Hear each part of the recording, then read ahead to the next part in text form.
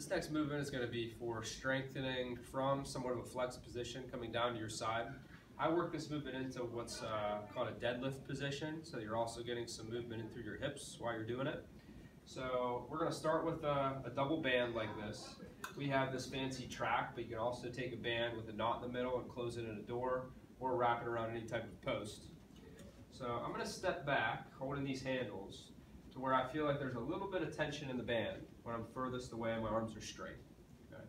So starting here, I'm going to have a slight bend in my knees, and I'm going to let my hips go back as my hands reach forward.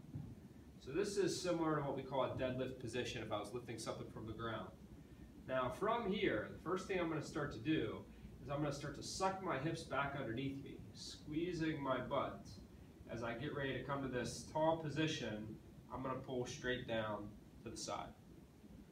So a couple important pieces with this. One is this concept of letting my hips and hands go opposite directions.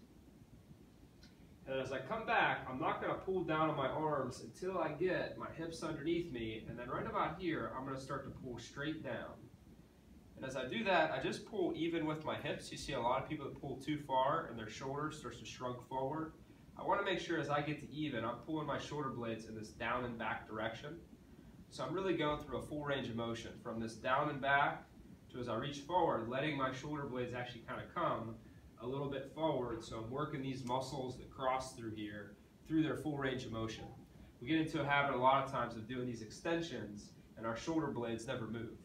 So it is a good idea to take you all the way into that reach, not shrugging up, but just more of a reach forward, my shoulder blades still staying down, as I then come back up to standing and pull down to my side.